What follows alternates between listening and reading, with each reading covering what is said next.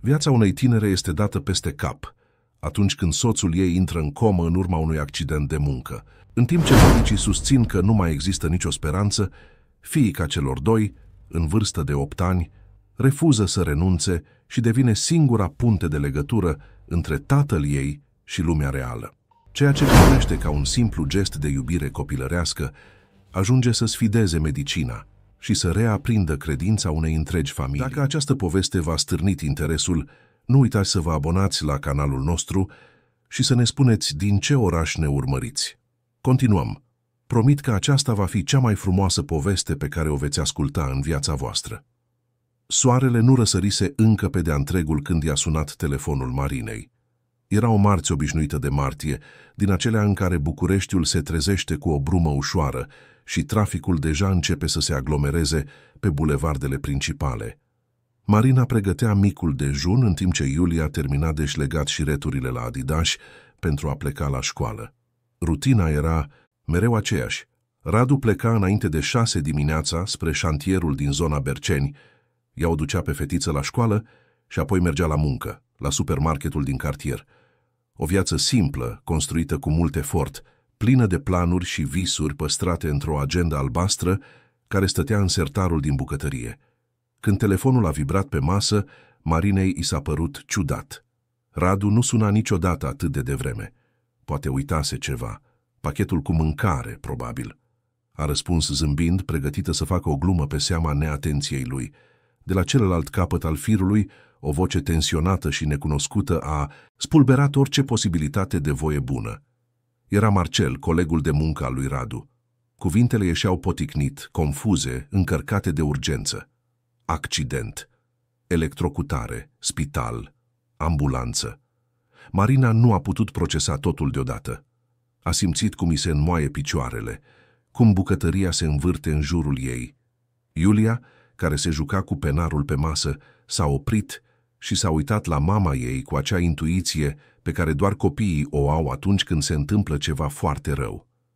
Marina a lăsat totul baltă. A sunat-o pe mama ei, doamna Elena, a rugat-o să o ia pe Iulia de la școală. Mai târziu și-a ieșit în fugă. Spitalul universitar era departe, dar nici nu s-a gândit la asta. A luat primul autobuz care a trecut, cu gândurile învălmășite, cu inima bătându-i atât de tare, încât părea că îi va ieși pe gură. Radu. Radu al ei. Bărbatul care dormea îmbrățișat cu ea în fiecare noapte, care se juca de-a căluțul cu Iulia în weekenduri, care visa să aibă o casă a lor, cu o curte. Ce se întâmplase? Când a ajuns la camera de gardă, l-a găsit pe Marcel la intrare, palid, cu mâinile încă murdare de praf de pe șantier. A încercat să-i explice.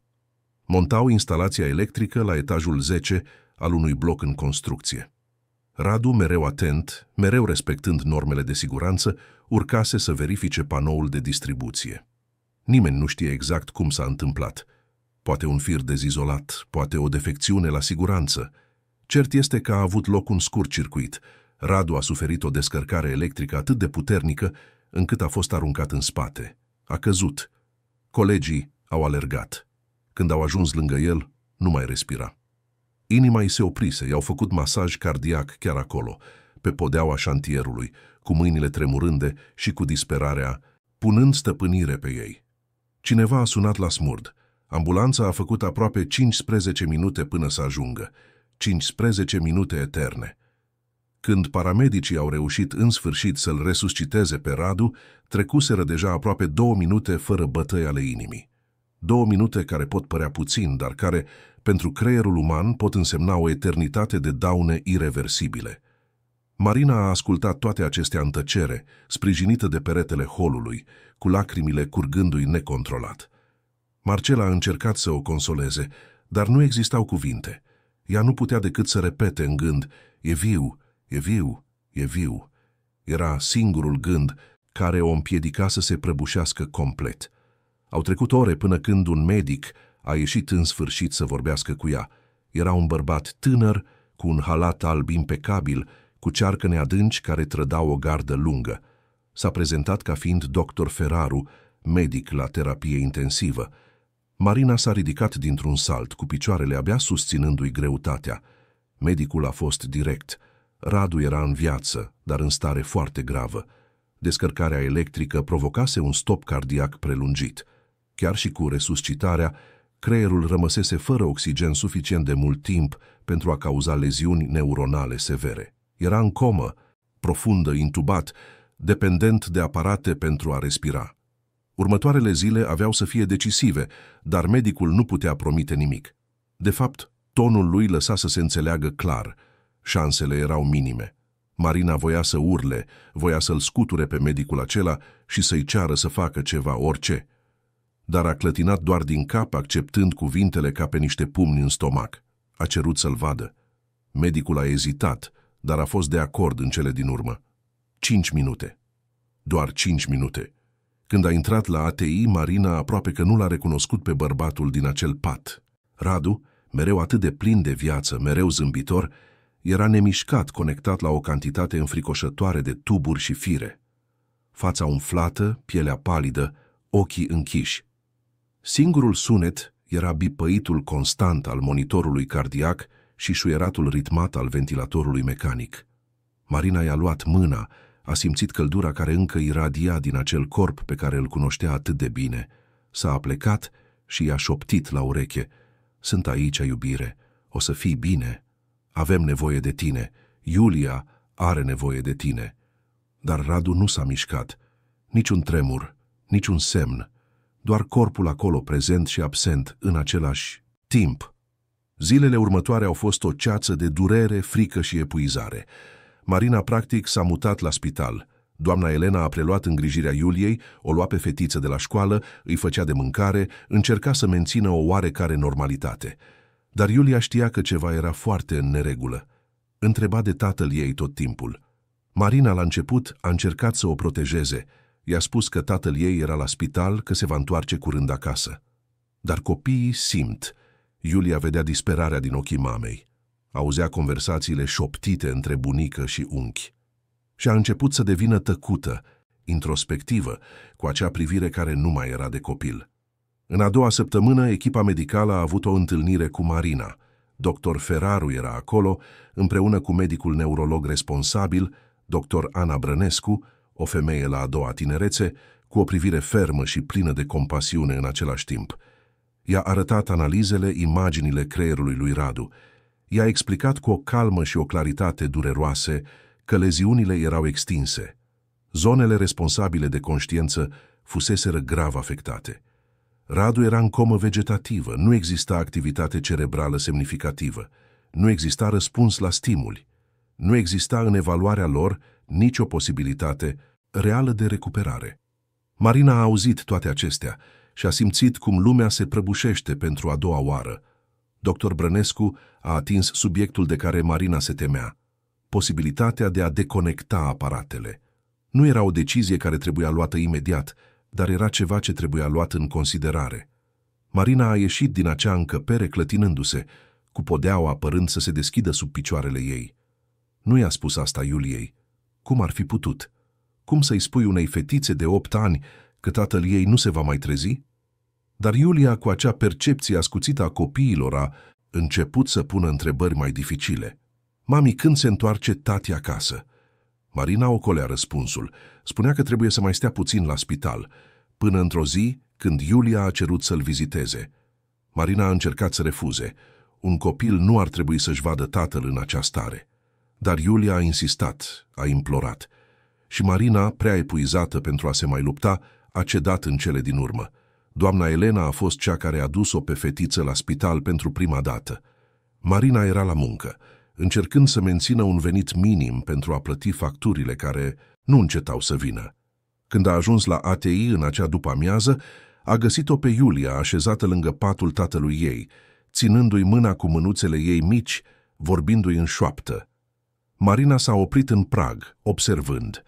Iulia îi povestea tatălui ei despre ora de matematică, despre cearta pe care o avusese cu o colegă, despre cățelul pe care îl văzuse pe stradă. Vorbea natural, ca și cum Radu ar fi dormit doar și s-ar fi trezit în orice moment să-i răspundă. Și atunci s-a întâmplat ceva ce a făcut inima Marinei să tresară. Iulia a zâmbit și a spus entuziasmată: "Mi-a strâns mâna, mami.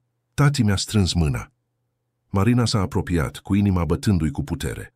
Dar când s-a uitat la Radu, el era în continuare nemișcat. Monitoarele nu arătau nicio schimbare. Asistenta care era la ATI, o femeie cu experiență pe nume Lucia, s-a apropiat și i-a explicat cu delicatețe că acela era un reflex. Spasme musculare involuntare. Se întâmplau la pacienții în comă. Nu însemnau conștiință. Iulia s-a uitat la asistentă cu o expresie hotărâtă pe care Marina nu i-o mai văzuse niciodată. Nu a fost un reflex. A strâns pentru că i-am cerut eu. M-a auzit. Lucia a zâmbit cu răbdare, dar nu a contrazis-o pe fetiță. Marina, la rândul ei, a simțit un amestec de speranță și disperare. Voia să creadă. Voia atât de mult să creadă. În zilele următoare, Iulia a început să meargă la spital în fiecare zi după școală. Doamna Elena o lua, o ducea acolo, iar fetița petrecea ore întregi lângă tatăl ei. Vorbea, îi cânta melodiile care îi plăceau, îi arăta desenele pe care le făcea. Medicii și asistentele au început să se obișnuiască cu prezența ei. Unora li se părea frumos, altora trist. Dar toți erau de acord că era inutil. Radu nu se va trezi. Marina, între timp, se scufunda tot mai mult. Facturile se adunau. Banii pe care îi strânseseră pentru a-și cumpăra casa se terminau. Cheltuielile cu medicamente, analize particulare, toate acestea consumau fiecare leu. Încerca să lucreze, dar oboseala era atât de mare încât a început să facă greșeli. A fost avertizată de managerul supermarketului, aproape că și-a pierdut slujba. Seara, când se întorcea la casa mamei ei, unde locuiau temporar, Marina se prăbușea. Plângea pe ascuns în baie ca să nu o audă Iulia. Se uita la agenda albastră unde erau notate toate visurile pe care le construiseră împreună. Casa cu curte, excursia la mare, petrecerea de 15 ani a Iuliei. Totul părea atât de îndepărtat acum, atât de imposibil. Într-o seară, Marina era pe holul spitalului când a auzit doi medici conversând. Vorbeau despre Radu. Unul dintre ei spunea că era păcat să-l mențină pe pacient în acea stare, că aparatele ar putea fi deconectate, că familia suferea inutil. Celălalt a fost de acord. Au discutat despre protocoale, proceduri, termene. Marina s-a sprijinit de perete, cu picioarele cedând. Vorbeau despre deconectarea aparatelor, despre a-l lăsa pe Radu să plece. Știa că acest moment va veni, dar să audă asta discutat atât de rece, ca și cum ar fi fost doar un caz clinic, a fost prea mult. A alunecat de-a lungul peretelui până a ajuns să stea pe podeaua rece a holului, îmbrățișându-și genunchii, încercând să-și înăbușe suspinele. Așa a găsit-o asistenta Lucia. Lucia, care lucra la acel ATI de peste 15 ani, văzuse de toate. Familii distruse, miracole improbabile, despărțiri sfâșietoare. A ajutat-o pe Marina să se ridice, a dus-o la oficiu, i-a făcut un ceai și s-a așezat lângă ea. Lucia nu i-a oferit cuvinte goale de consolare. Nu i-a spus că totul va fi bine, pentru că știa că poate nu va fi.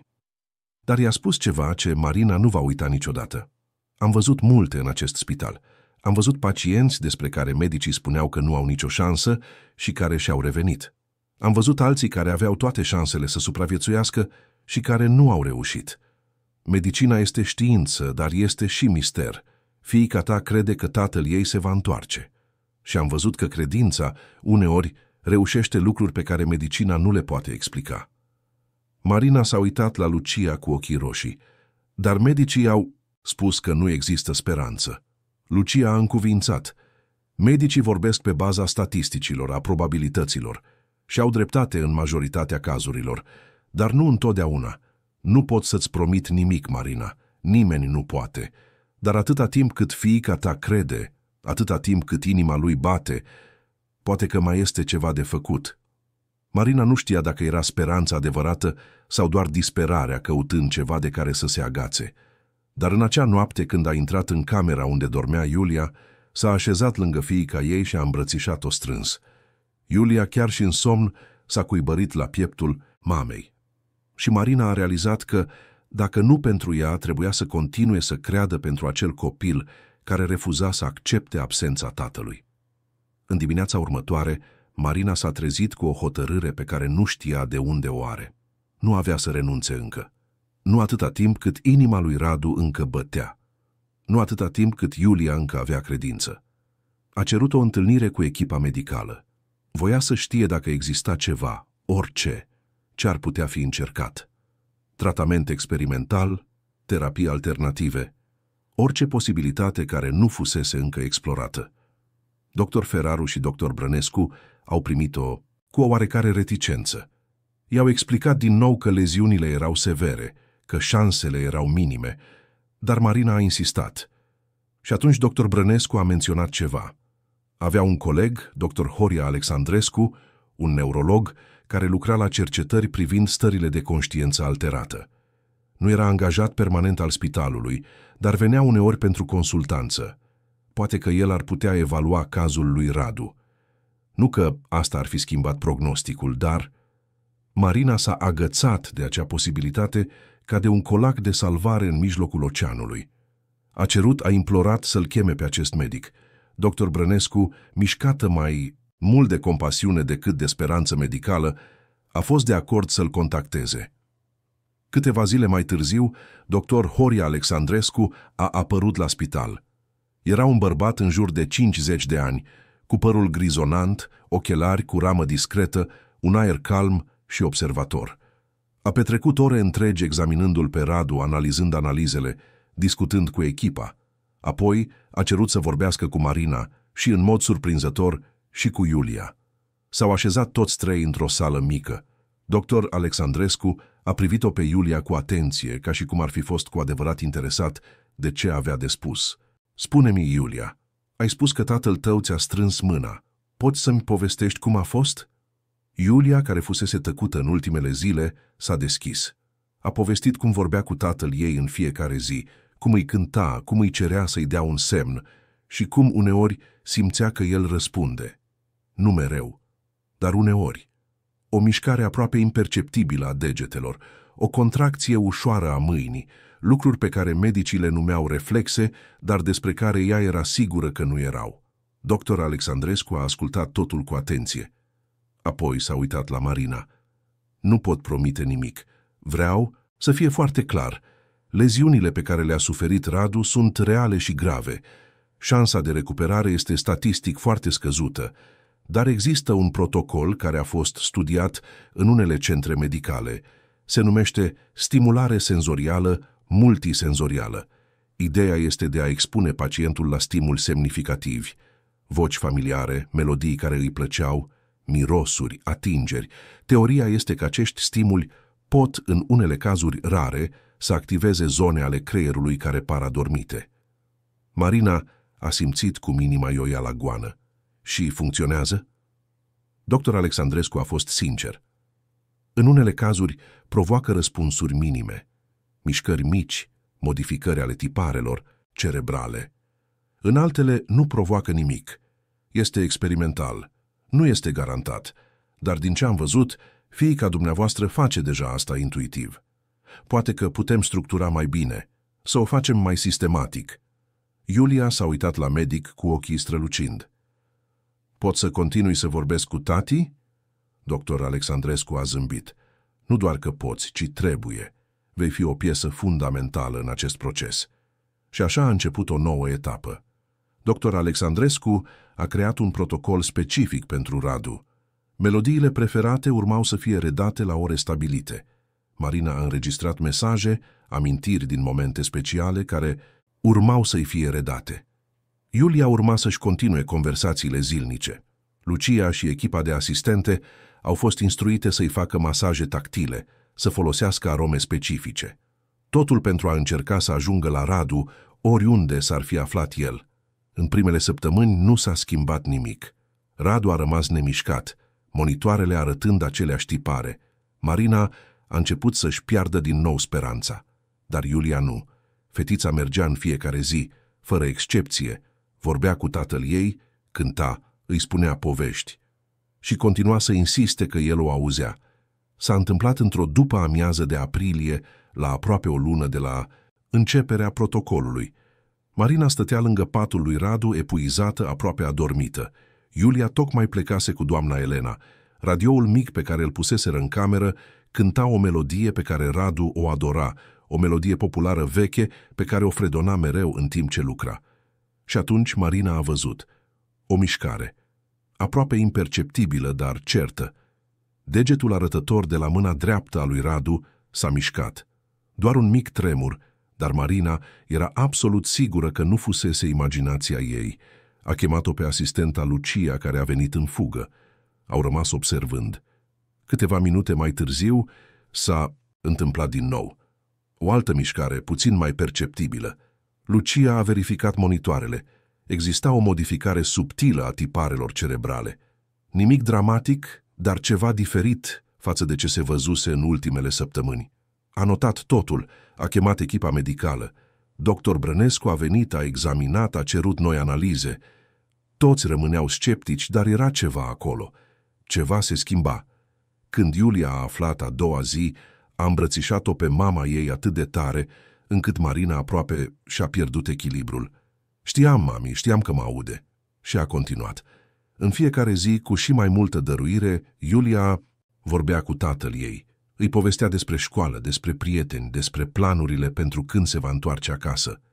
Și Marina, care fusese atât de aproape de a renunța, a simțit ceva ce nu mai simțise de săptămâni. O scânteie mică, fragilă, dar reală de speranță. Mișcările au devenit mai frecvente, mereu mici, mereu subtile, dar consistente, și mereu păreau să se întâmple când Iulia era prin preajmă. Dr. Alexandrescu a vizitat din nou, a examinat noile date și pentru prima dată de la început a spus ceva ce Marina nu se aștepta. Poate că există o posibilitate. Poate. Era doar atât. Dar pentru Marina și Iulia, poate era mai mult decât suficient. Era o ușă care fusese închisă și care acum, foarte încet, începea să se întredeschidă. Nu știau ce era de cealaltă parte. Nu știau dacă Radu va reuși să se întoarcă complet. Dar pentru prima dată de la acea dimineață teribilă de martie, și-au permis să viseze din nou. Iulia s-a întors acasă în acea seară, fredonând aceeași melodie care se auzea în camera de spital. Marina a privit-o și pentru prima dată în săptămâni a zâmbit cu adevărat. Mai era un drum lung de parcurs, mai erau incertitudini, frici, obstacole imense. Dar acum, cel puțin, exista un drum și aveau să-l parcurgă împreună, pas cu pas, până la capăt. Mai a adus primele dimineți răcoroase în București, acel climat caracteristic în care soarele încă încălzește în timpul zilei, dar serile cer o geacă. La ATI-ul Spitalului Universitar, Radu își continua existența suspendată între a fi și a nu fi, în timp ce în jurul lui viața se reorganiza în jurul acestei noi realități. Marina reușise să negocieze un program redus la supermarket, ceea ce însemna mai puțin bani, dar mai mult timp la spital. Iulia își menținea rutina de neclintit, școală, teme în sala de așteptare, vizită la tatăl ei, întoarcere la casa bunicii. Micile mișcări care începuseră să apară au devenit mai definite. Nu era nimic dramatic. Radu nu deschidea ochii, nu vorbea, nu dădea semne de conștiință deplină. Dar degetele lui răspundeau la stimul mai frecvent. Odată când Marina a pus o melodie care se auzise la nunta lor, el a mișcat ușor capul. Medicii rămâneau precauți, explicând că aceasta ar putea fi încă doar activitate reflexă. Dar dr. Alexandrescu părea cu adevărat intrigat. Se întorcea la spital în fiecare săptămână, examina datele, ajusta protocolul.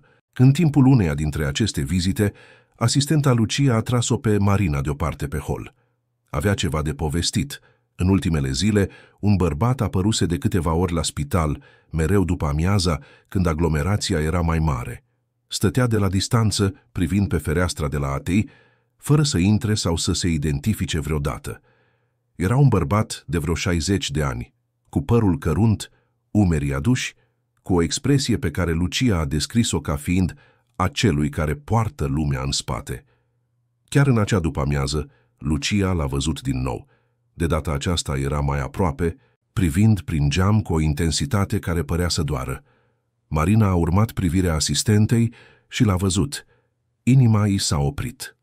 Îl cunoștea pe acel bărbat, sau, mai bine zis, îl cunoștea din poveștile rare pe care le spunea Radu. Anton. Tatăl lui Radu. Bărbatul care dispăruse din viața fiului său cu mai bine de 12 ani în urmă. după o ceartă pe care nimeni nu a vrut să-i o explice vreodată Marinei. Marina a simțit un val de furie urcându-i în piept. Cum îndrăznea? După atâta timp, după atâta abandon, după atâta tăcere, apărea acum. Când Radu era, așa, incapabil să-l apere sau să-l dea afară. A mărșăluit până la ușa ateiului, a ieșit pe hol și l-a înfruntat pe Anton. Cei doi au stat față în față pentru un moment care a părut o eternitate. Anton a vorbit primul. Vocea îi ieșea răgușită, ca și cum nu ar mai fi fost folosită de mult timp pentru lucruri importante. Am aflat de accident, mi-a spus un vecin. Trebuia să văd. Marina și-a încrucișat brațele cu o postură defensivă. Să vezi? După 12 ani de absență, apar să vezi? Anton a plecat capul. Nu avea nicio apărare și știa asta. Știu că nu am niciun drept. Știu că am fost un laș, dar e fiul meu, Marina, singurul meu fiu. Marina a simțit lacrimile arzându-i în ochi, dar a refuzat să le lase să cadă. Era fiul tău și când ai plecat, când s-a căsătorit, când s-a născut Iulia. Unde erai? Anton a înghițit în sec. Îmi era frică, rușine, furie pe mine însumi. Am făcut alegeri greșite, Marina. Mi-am distrus familia și când am realizat dimensiunea dezastrului, am crezut că ar fi mai bine să stau departe, că ei ar fi mai bine fără mine. Marina a clătinat din cap. Nu voia să audă justificări. Radu nu a fost niciodată mai bine fără tine. I-a fost dor de tine în fiecare zi, mai ales la început. Apoi a învățat să meargă mai departe și a construit o viață fără tine, o familie. Și acum apari pentru că e pe un pat de spital. Anton a închis ochii, durerea fiind evidentă pe chipul său. Știu că nu pot repara trecutul, dar aș vrea... Trebuia să-l văd, chiar și de la distanță. Marina era pe punctul de a-l da afară, de a-i spune că nu avea dreptul să fie acolo, că deja provocase prea multă durere. Dar în acel moment, Iulia a apărut pe hol, venind din sala de așteptare cu doamna Elena. Fetița s-a oprit, văzând cei doi adulți în conflict, apoi s-a uitat la Anton cu acea curiozitate naturală a copiilor. Nu-l cunoștea, nu văzuse niciodată o fotografie, dar era ceva în expresia ei care sugera recunoaștere, ca și cum poveștile spuse ar fi creat o imagine în mintea ei. Iulia s-a apropiat, privindu-l pe bărbat. Îl cunoașteți pe tatăl meu? Anton s-a uitat la nepoata pe care nu o cunoscuse niciodată și ceva s-a frânt în el. Lacrimile pe care le ținuse atâția ani au început să curgă. S-a așezat în genunchi pentru a fi la înălțimea ei, păstrând o distanță respectuoasă. Da, îl cunosc pe tatăl tău de când era mic, mai mic decât tine. Iulia și-a înclinat capul. Tu ești bunicul meu? Anton a încuviințat, incapabil să vorbească. Iulia a rămas în tăcere pentru un moment, procesând. Apoi, cu simplitatea devastatoare a copiilor, a spus: tatăl meu e bolnav, dar se va face bine. Poți să-l cunoști cu adevărat când se va trezi. Marina a văzut scena și a simțit ceva mișcându-se în interiorul ei. Furia era încă acolo, solidă și justificată. Dar era și altceva. Poate compasiune, poate oboseală. Poate percepția că în acel moment a păstra ranchiune veche era un lux pe care nu și-l putea permite. A oftat și-a trecut mâna prin păr și s-a uitat la doamna Elena, care observa totul cu înțelepciunea ei tăcută. Mama ei doar a încuviințat, ca și cum ar fi spus: las-o pe fetiță să decidă. Marina s-a uitat la Anton cu vocea încă rece, dar mai puțin agresivă. Poți să rămâi, dar să nu o faci pe Iulia să sufere, trece deja prin prea multe. Anton s-a ridicat, ștergându-și fața cu dosul palmei. Mulțumesc, promit. Așa a început Anton să facă parte din acea rutină ciudată și dureroasă. Apărea în fiecare zi, mereu la aceeași oră, mereu tăcut. Stătea în sala de așteptare, vorbind în șoaptă cu Iulia despre lucruri simple, școala, desenele animate, cărțile pe care le citea. Nu a încercat niciodată să se comporte ca un bunic instantaneu. Părea să înțeleagă că acest lucru trebuia câștigat, că nu existau scurtături către încredere. Marina îl observa de la distanță, încă neîncrezătoare. Doamna Elena, la rândul ei, a vorbit cu el de câteva ori. A aflat că Anton locuia singur într-un apartament mic din cartierul Titan, că lucra ca paznic de noapte într-o parcare, că își petrecuse ultimii ani într-o singurătate autoimpusă care părea să-l fi îmbătrânit prematur. Elena, care fusese întotdeauna mai iertătoare decât fiica ei, a început să se înmoaie. Recunoștea un om distrus de vină când vedea unul. Iulia, la rândul ei, l-a acceptat pe bunic cu acea capacitate pe care doar copiii o au de a vedea oamenii fără straturile de judecată pe care le acumulează adulții. Ea nu înțelegea certurile vechi, resentimentele, rănile. Vedea doar un bărbat trist care voia să-și cunoască fiul. Și în logica ei simplă asta era suficient. Într-o după-amiază, Iulia i-a cerut lui Anton să intre la ATI cu ea. Marina a ezitat, dar doctor Alexandrescu, care era prezent, a încurajat-o. Stimuli variați, a spus el, voci diferite. Anton a urmat-o pe nepoata sa cu pași șovăielnici, ca și cum s-ar fi dus la o execuție. Când l-a văzut pe Radu în acel pat, conectat la aparate, cu fața palidă și nemișcată, Anton s-a prăbușit. S-a sprijinit de brațul scaunului de alături, cu picioarele cedând. Iulia i-a luat mâna mică și fermă. Nu plânge, bunicule. Lui tati nu-i place când cineva plânge.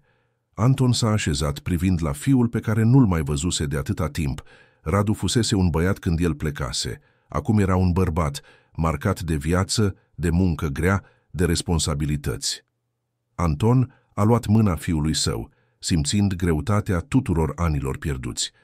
A început să vorbească cu vocea întretăiată și a cerut scuze. Pentru că a plecat, pentru că a fost slab, pentru că nu a fost acolo când Radu și-a construit viața. A spus că înțelege dacă Radu nu-l va putea ierta niciodată, dar că avea nevoie ca el să știe regretul fusese o povară purtată în fiecare zi. Iulia a stat alături, ascultând.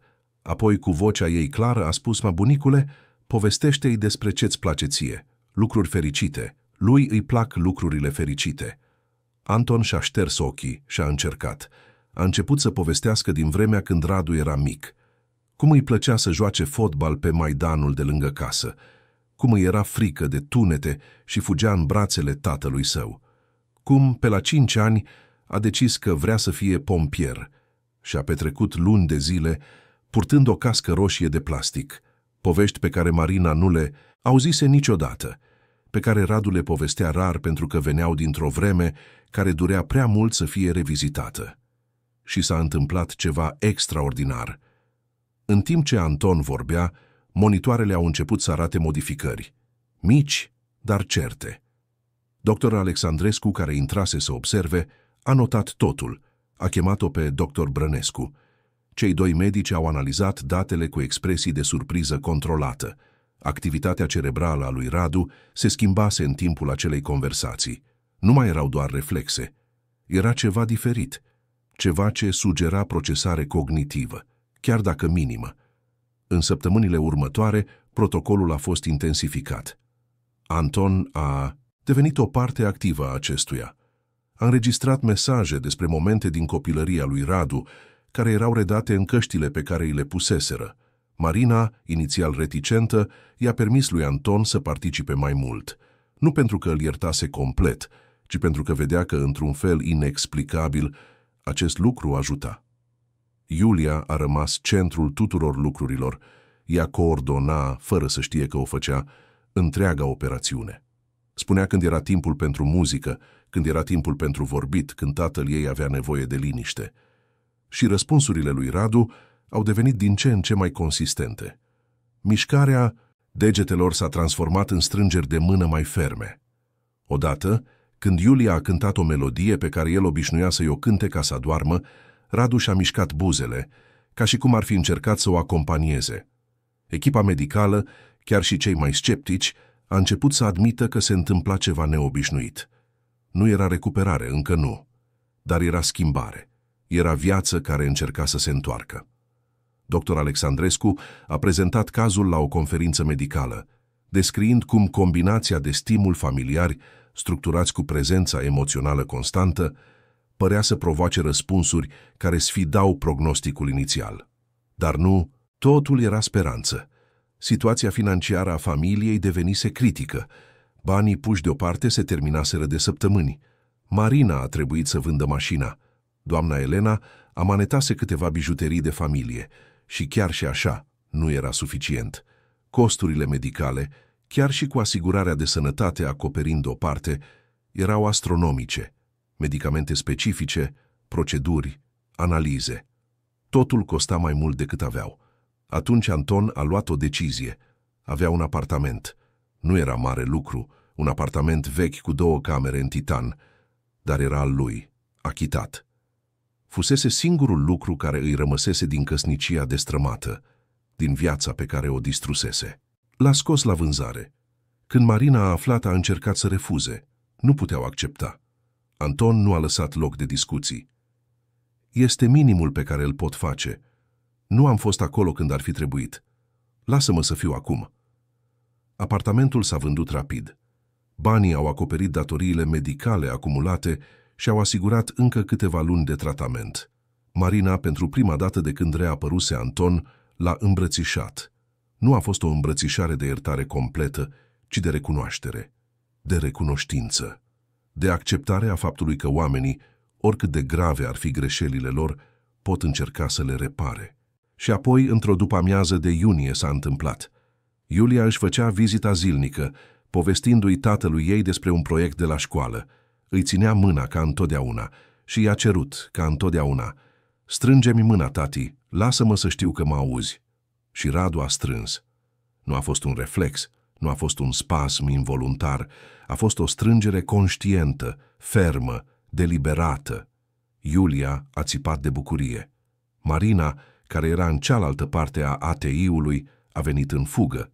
Lucia a ajuns imediat după. Au văzut când Radu a făcut-o din nou. Și din nou. De fiecare dată când Iulia cerea, el răspundea. Doctor Brănescu a fost chemată. A făcut teste. I-a cerut lui Radu să strângă o dată pentru da, de 2 ori pentru nu. Și el a răspuns corect la întrebări simple. Numele lui. Dacă simțea durere. Dacă recunoștea vocea Iuliei. Medicii s-au privit, neîncrezători. Asta nu ar fi trebuit să se întâmple. Statistic era aproape imposibil, dar se întâmpla. Doctor Alexandrescu, când a aflat, s-a întors în grabă la spital. L-a examinat pe Radu, a repetat testele, a analizat noile imagini. Există o activitate cerebrală crescută. Zone care păreau moarte arătau semne de funcționare. Era ca... Și cum, într-un fel, creierul găsea noi căi, ocolind leziunile. Neuroplasticitatea, a explicat el, era unul dintre cele mai mari mistere ale medicinei. Și uneori, în cazuri foarte rare, se întâmplau lucruri care sfidau tot ce credeam că știm. În acea seară, întreaga familie s-a reunit la ATI. Marina, Iulia, doamna Elena și chiar Anton. Au stat în jurul patului lui Radu. Iulia, cu lacrimi în ochi, a luat mâna tatălui ei. Știam că te vei întoarce. Am știut întotdeauna. Și atunci, pentru prima dată în 3 luni, Radu a deschis ochii. Doar o fantă, doar pentru câteva secunde. Dar a fost suficient. S-a uitat la Iulia. Și-a văzut fiica și i-a strâns din nou mâna, de data aceasta cu mai multă forță. Tot spitalul a aflat. Asistentele care urmăriseră cazul de la început au plâns. Medicii care îl consideraseră pe Radu un caz pierdut au venit să vadă cu ochii lor.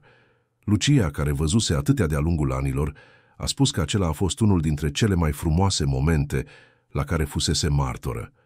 Marina a îmbrățișat-o pe Iulia și a plâns.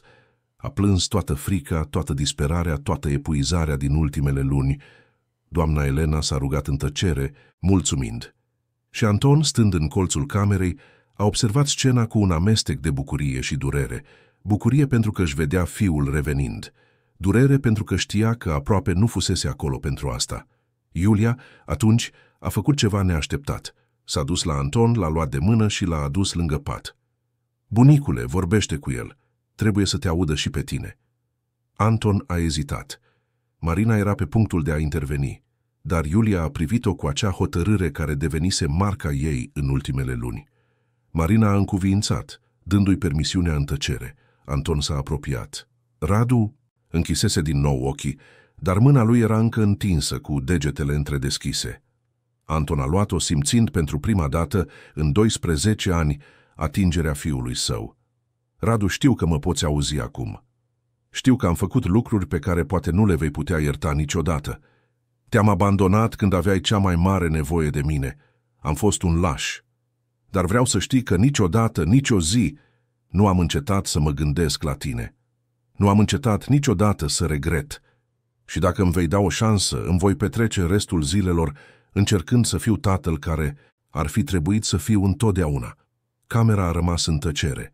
Marina o ținea pe Iulia, amândouă observând. Și apoi, încet, degetele lui Radu s-au mișcat, a strâns mâna lui Anton. Nu a fost la fel de puternic ca atunci când o strânsese pe a Iuliei, dar a fost de necontestat. A fost real. A fost iertare. Anton s-a prăbușit și-a sprijinit capul pe pat, lângă mâna fiului său, și a plâns cum nu mai plânsese de când își părăsise familia.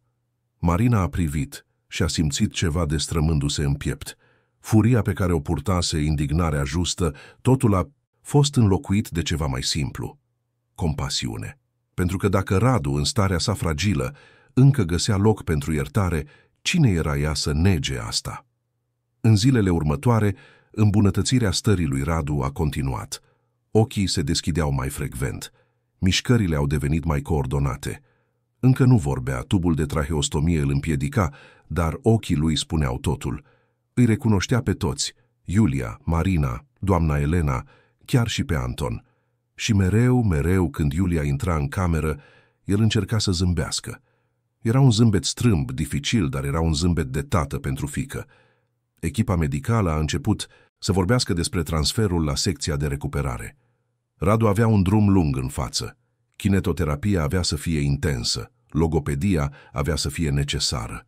Recuperarea totală, dacă avea să se întâmple vreodată, ar fi durat luni, poate ani, dar pentru prima dată au folosit cuvântul recuperare.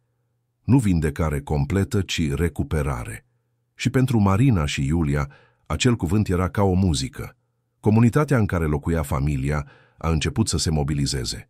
Vestea miracolului de la spitalul universitar s-a răspândit. Ziarul local a scris un articol despre povestea lui Radu și a Iuliei. Oamenii au început să ajute. Supermarketul unde lucra Marina a organizat o campanie de strângere de fonduri. Școala Iuliei a organizat un bazar, unde copiii au vândut desene și obiecte de artizanat. Foștii colegi de muncă ai lui Radu au făcut o chetă. În câteva săptămâni au strâns suficienți bani pentru a acoperi următoarele luni de tratament. Fostul șef al lui Radu, domnul Vasile, un bărbat de 60 de ani care construise mica firmă de construcții de la zero, a venit la spital. Fusese devastat când aflase de accident. Se învinovățise, deși toți știau că nu era vina lui. Când l-a văzut pe Radu treaz, ochii i s-au umezit. I-a promis că slujba îl va aștepta. Când Radu va putea să se întoarcă, chiar și în funcții adaptate, va exista un loc pentru el. Pentru că oamenii buni, a spus el, sunt rari. Și Radu era unul dintre ei.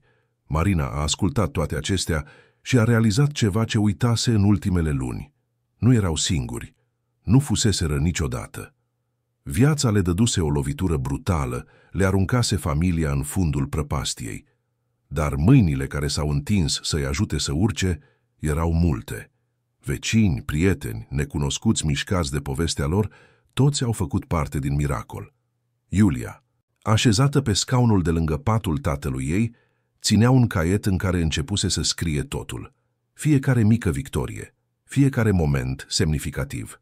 Era, i-a spus mamei ei, pentru când tatăl ei va fi complet refăcut și va putea citi. O înregistrare a modului în care au luptat și au învins împreună. Radu, observând-o pe fiica sa scriind, a încercat să ridice mâna. Era greu, brațul îi atârna ca plumbul, dar a reușit. I-a atins părul Iuliei, un gest minim care pentru ei însemna lumea întreagă. Iulia a lăsat caietul și a îmbrățișat brațul tatălui ei, lipindu-și fața de el. Te-ai întors, tati, chiar te-ai întors. Și Marina, văzând asta, a știut că trecuseră prin ce era mai rău. Mai erau provocări imense în față. Recuperarea avea să fie lungă și dureroasă. Cicatricile, atât fizice cât și emoționale, ar fi avut nevoie de timp pentru a se vindeca. Dar erau împreună. Și cu Iulia arătând că credința poate muta munții, cu Anton dovedind că niciodată nu e prea târziu să repari greșelile, cu comunitatea demonstrând că solidaritatea este reală, ei aveau să găsească calea. În acea seară, când au plecat de la spital, Iulia s-a uitat la cerul înstelat al Bucureștiului și a zâmbit. Marina, ținând-o de mână pe fiica ei, a întrebat-o la ce se gândește. Iulia a răspuns cu înțelepciunea simplă pe care doar copiii o posedă, că miracolele există, mami. Trebuie doar să credem în ele. Și în acel moment, sub stelele reci ale lunii iunie, Marina a crezut. Lunile iulie și august au adus un frig intens în București, acel frig uscat de câmpie care pătrunde în oase și face diminețile să se lumineze cu greu. Dar în secția de recuperare a spitalului universitar, unde Radu fusese transferat după ce a ieșit de la AT, era o căldură diferită. Era căldura luptei zilnice, a efortului care doare, dar care aduce rezultate, a determinării unui om care se întorsese de la pragul dintre viață și absență și acum trebuia să reînvețe aproape totul.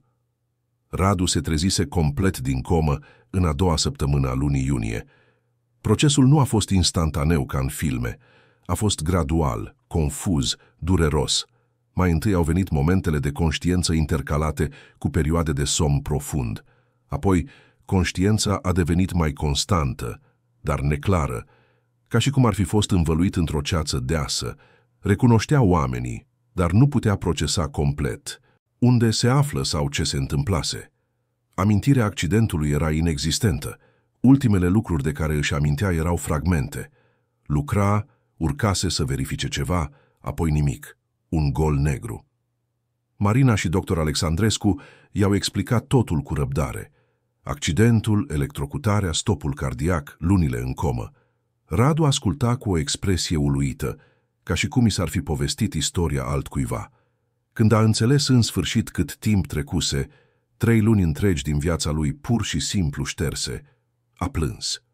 Marina i-a ținut mâna, iar Iulia, care era mereu prin preajmă, a îmbrățișat brațul tatălui ei și a spus: „Dar acum te-ai întors, tati, și noi o să te ajutăm să te faci din nou puternic." Îndepărtarea tubului de traheostomie a fost un moment important. Radu a putut în sfârșit să vorbească, deși vocea îi ieșea răgușită și slabă la început. Primele cuvinte pe care a reușit să le articuleze au fost pentru Iulia: „Micuța mea luptătoare." Fetița a izbucnit în lacrimi de bucurie, iar Marina nu a fost cu mult în urmă. Dar euforia inițială a lăsat curând loc realității dure a recuperării. Leziunile neurologice afectaseră în principal partea stângă a corpului. Radu avea dificultăți motorii severe. Nu putea sta în picioare singur. Mișcările brațului stâng erau limitate și necoordonate.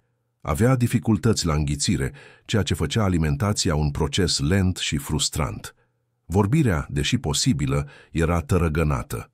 Și existau problemele cognitive, dificultăți de concentrare, pierderi de memorie recentă, o oboseală mentală care se instala prea repede. Kinetoterapeuta responsabilă, Ioana, o femeie tânără și energică care lucra la spital de 5 ani, nu a îndulcit situația.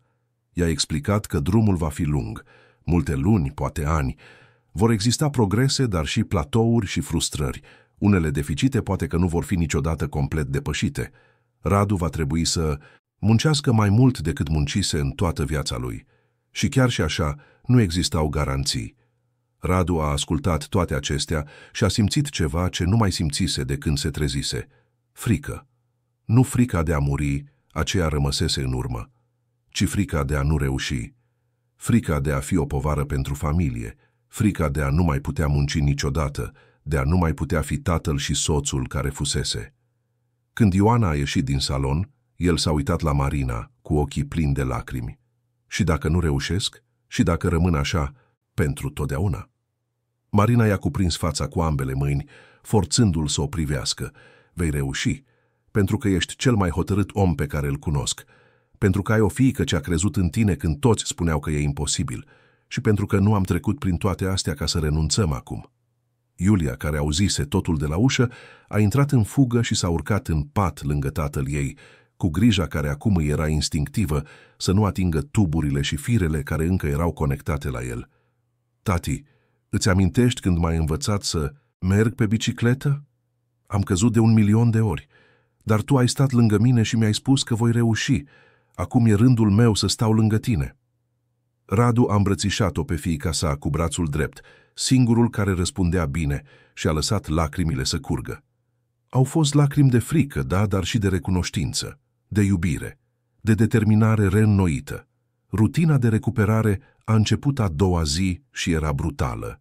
Kinetoterapie de 2 ori pe zi, logopedie pentru a lucra la vorbire și deglutiție, terapie ocupațională pentru a reînvăța sarcini de bază, precum ținerea unui pahar sau folosirea tacâmurilor. Fiecare ședință era o provocare care îl lăsa pe Radu epuizat. La început, abia reușea să stea în scaunul cu rotile mai mult de 20 de minute, fără să simtă amețeli. Exercițiile de kinetoterapie, care păreau simple pentru orice persoană sănătoasă, erau munți de netrecut pentru el. Ioana era fermă, dar empatică. Știa când să insiste și când să se retragă. În primele zile, accentul a fost pus doar pe mobilitatea de bază. Mișcarea degetelor de la picioare, flexarea genunchiului, ridicarea brațului cu câțiva centimetri. Fiecare mișcare era sărbătorită ca o victorie. Iulia, care venea la spital în fiecare zi după școală, a creat un sistem. A făcut un afiș mare, împărțit în pătrate, unde marca fiecare realizare a tatălui ei. Când reușea să facă ceva nou, ea colora un pătrat cu roșu. Obiectivul, a explicat ea, era să umple tot afișul.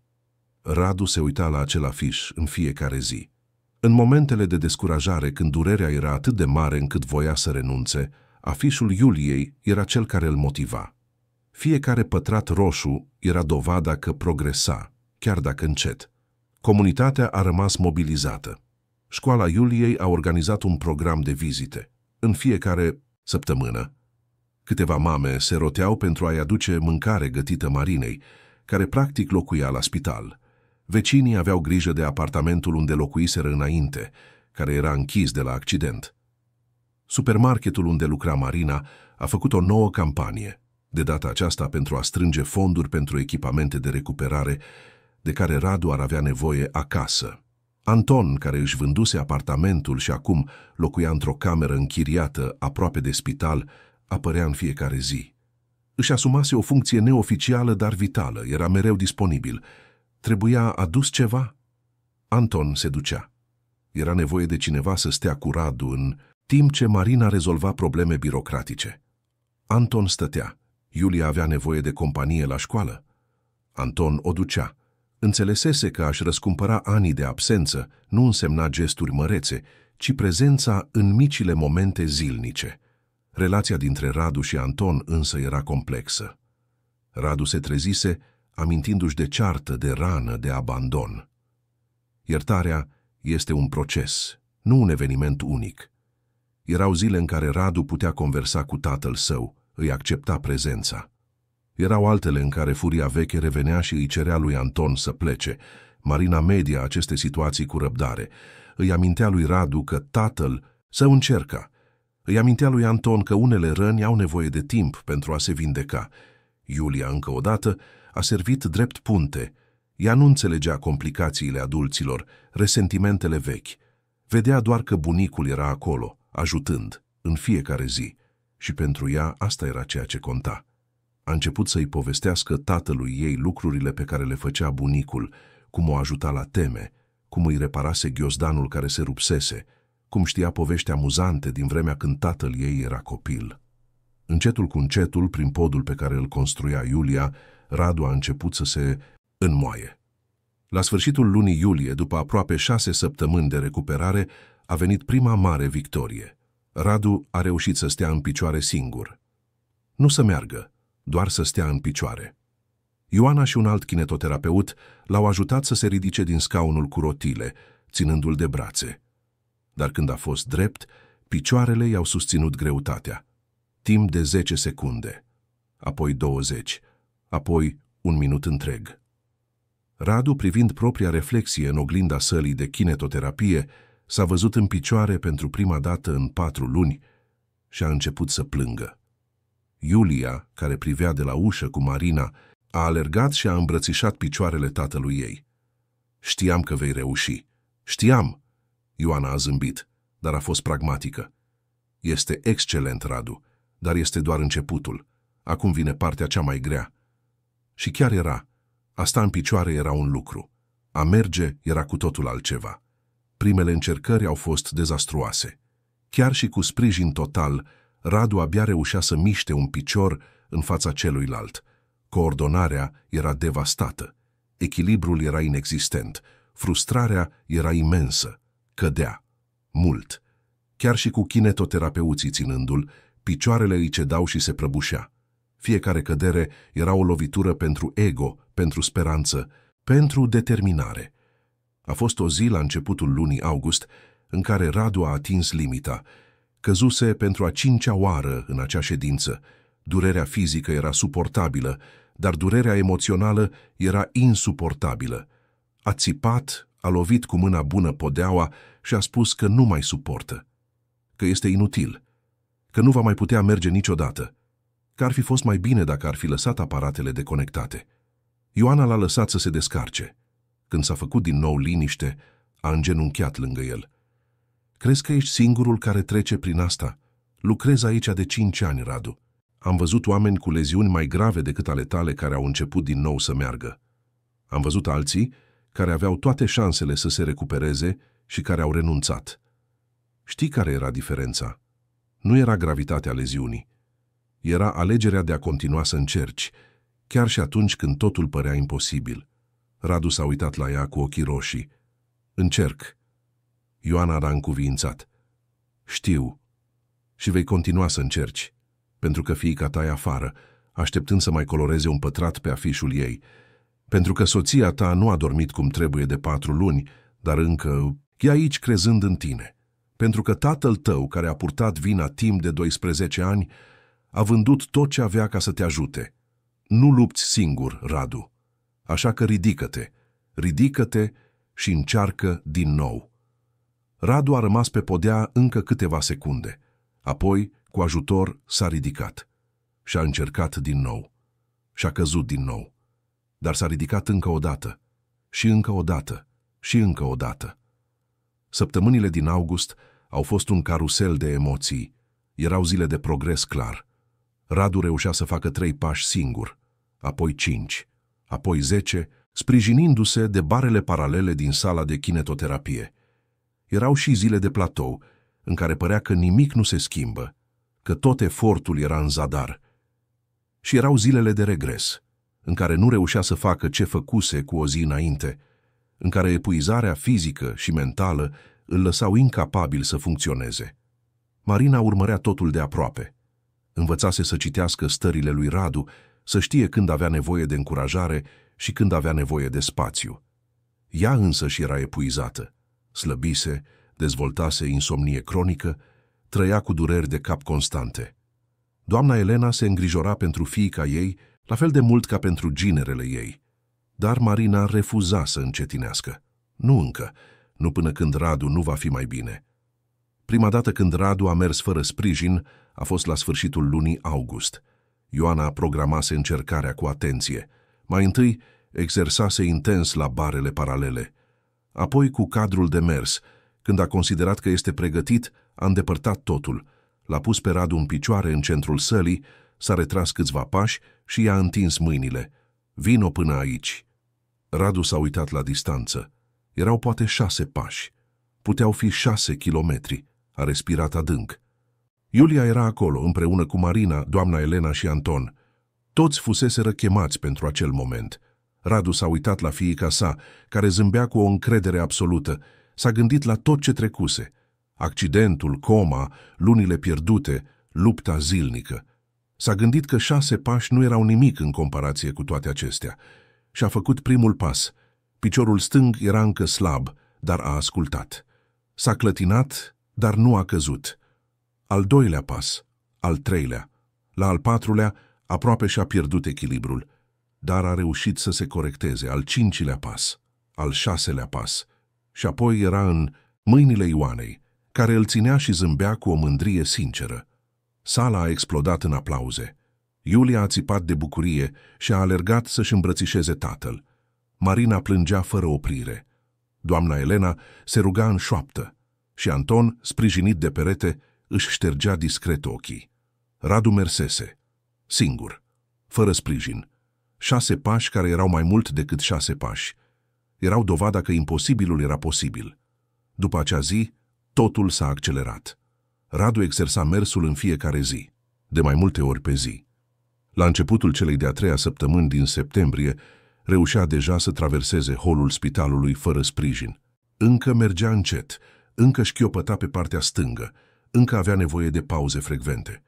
Dar mergea și vorbirea se îmbunătățise. Deși încă mai târa unele cuvinte, putea purta conversații lungi.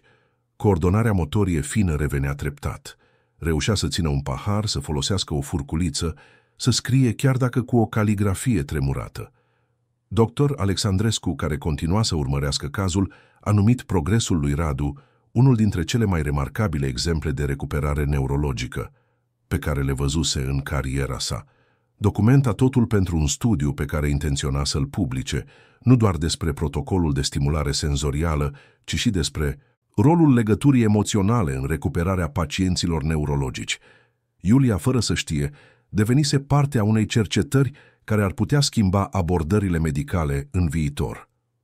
La sfârșitul lunii septembrie a venit vestea pe care o așteptau toți. Radu urma să fie externat. Nu o externare completă, ci externarea din spital.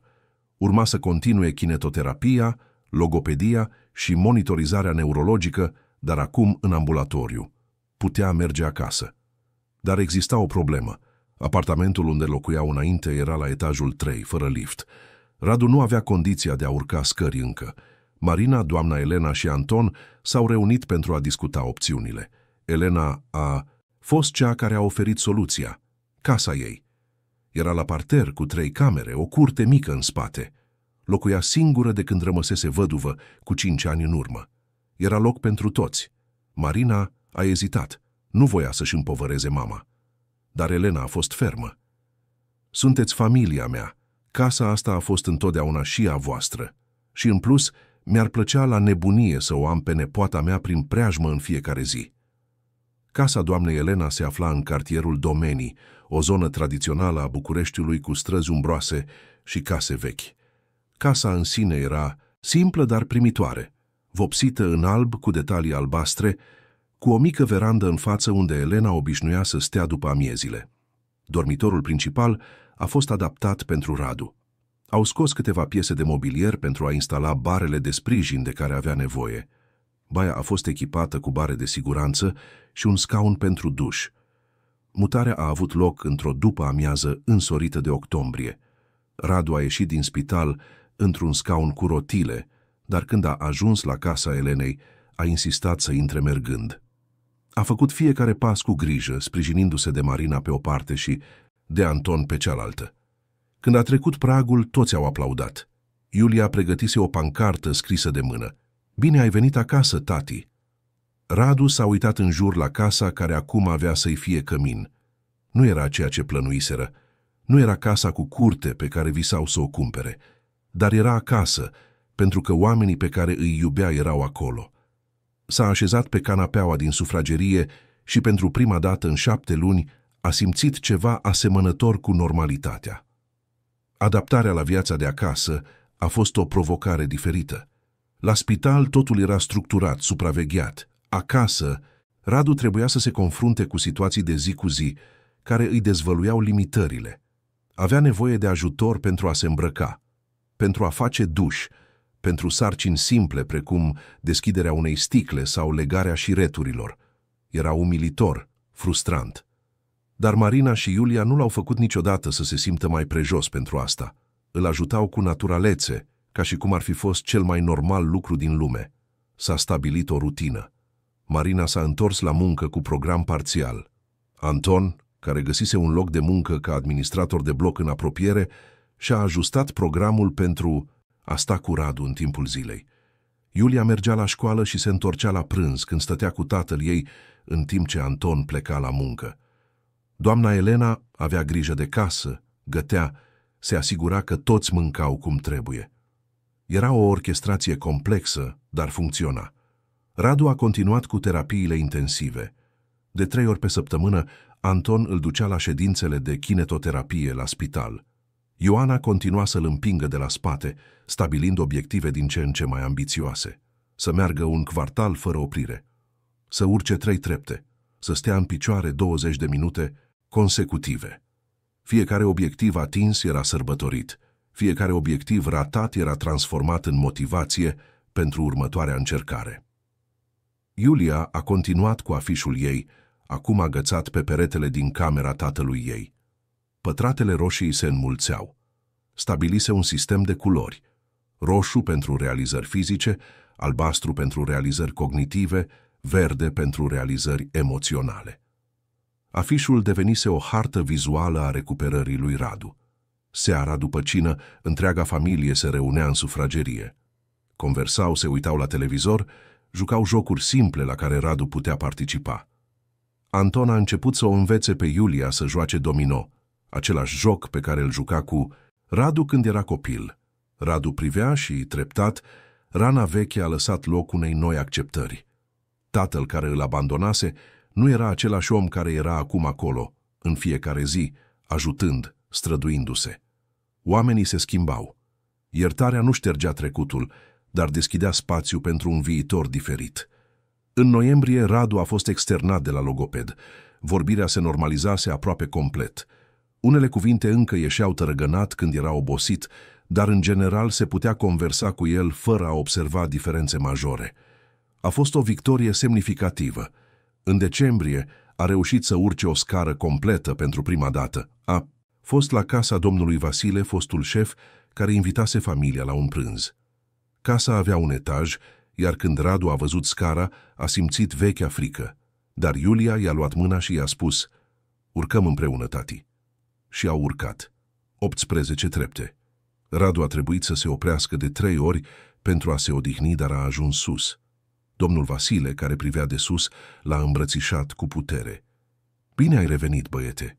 La acel prânz, domnul Vasile a reiterat ce spusese cu luni în urmă. Exista un loc pentru Radu în firmă, nu pe șantiere, nu încă, poate, niciodată în funcțiile care necesitau efort fizic intens, dar la birou, ajutând cu devize, cu planificare, cu supervizare. Radu era inteligent, se pricepea la construcții, avea experiență. Aceste lucruri nu dispăruseră odată cu leziunea cerebrală. Radu a mulțumit, emoționat. Se gândise că nu va mai putea munci niciodată, că va fi dependent de familie pentru totdeauna. Oferta domnului Vasile nu era caritate, era recunoaștere. Era o șansă de a-și recupera nu doar corpul, ci și demnitatea, utilitatea, scopul. În ianuarie anul următor, Radu a făcut prima sa vizită pe șantier, nu pentru a munci, doar pentru a vizita. Când a ajuns, foștii colegi l-au înconjurat. Marcel, care fusese acolo în ziua accidentului și care purta o vină de atunci, l-a îmbrățișat pe Radu și și-a cerut scuze în mod repetat. Radu l-a liniștit. Nu fusese vina nimănui. Fusese un accident.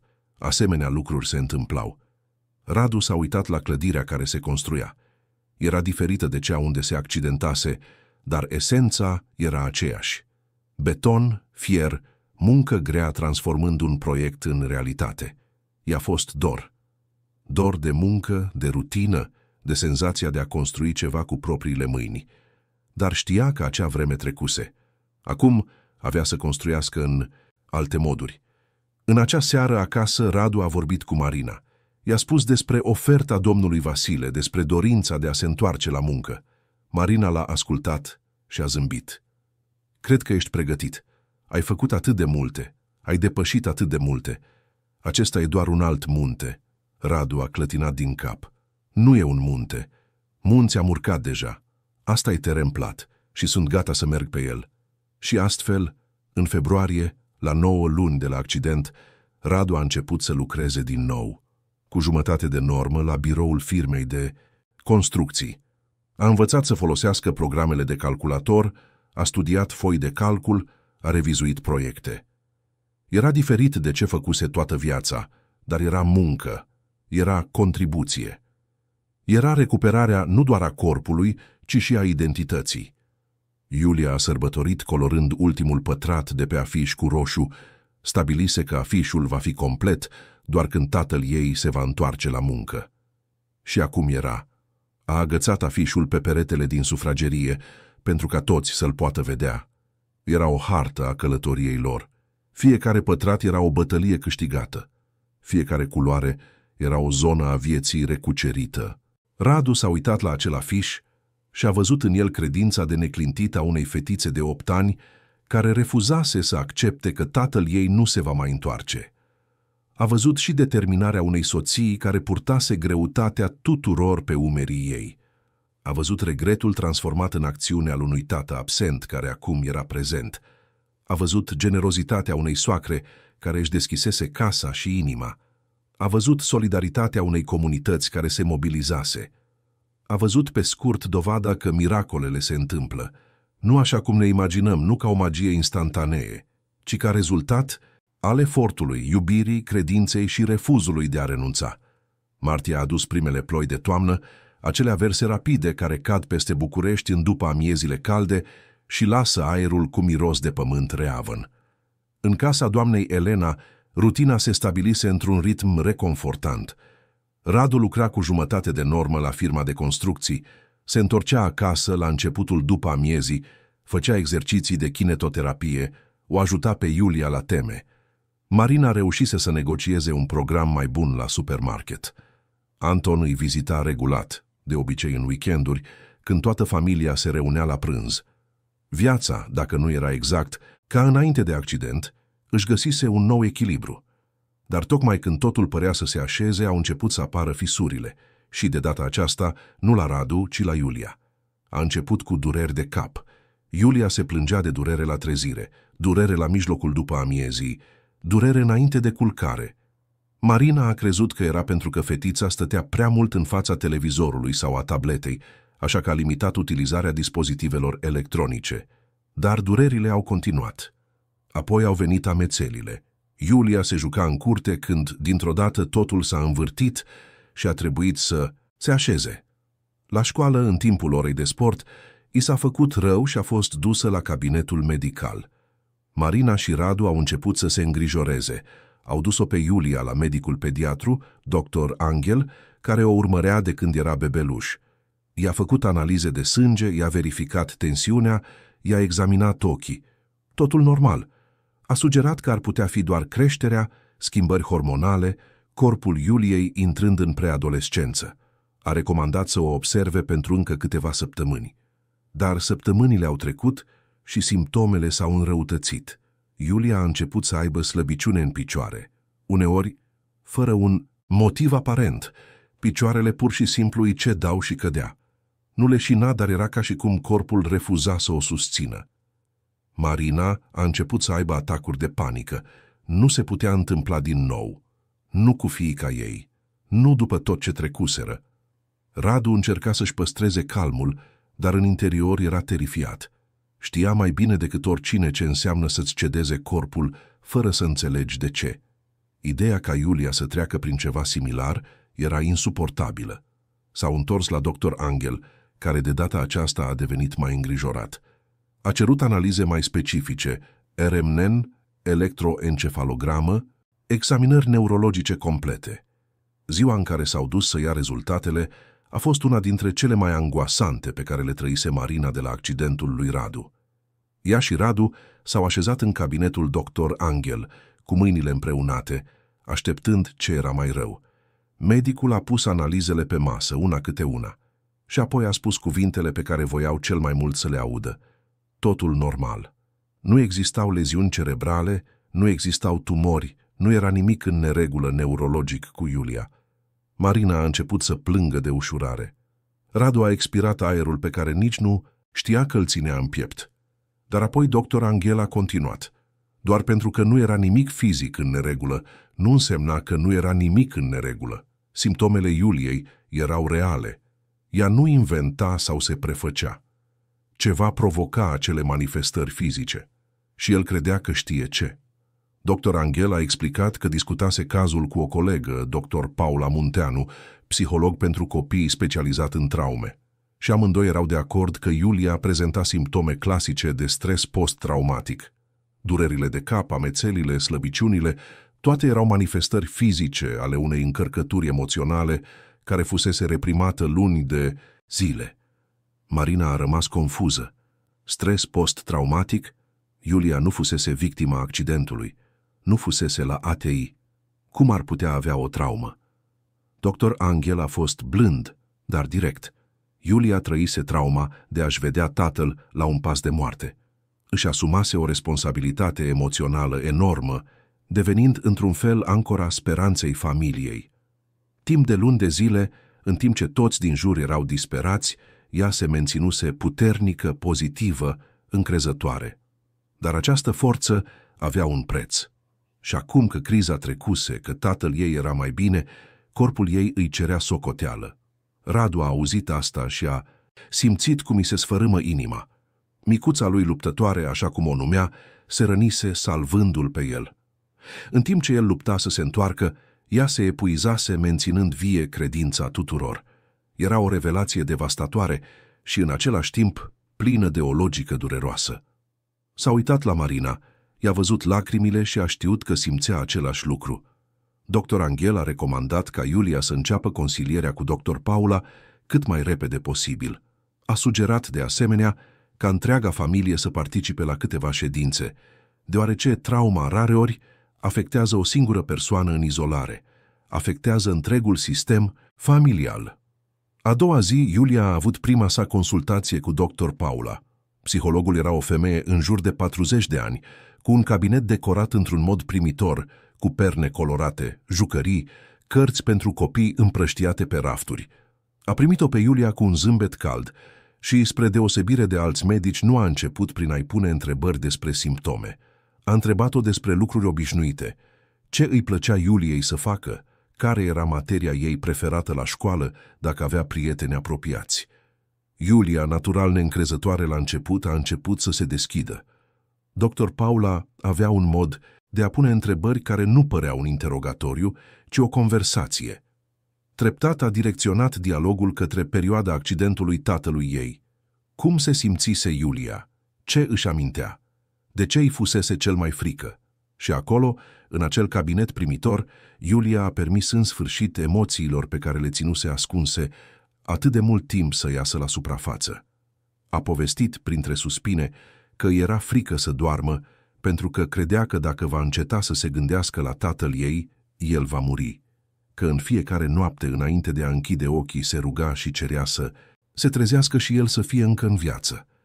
Că la spital, când vorbea cu tatăl ei în toate acele zile, nu era doar pentru că credea că se va trezi, era pentru că îi era frică că dacă va înceta să vorbească, el va pleca pentru totdeauna.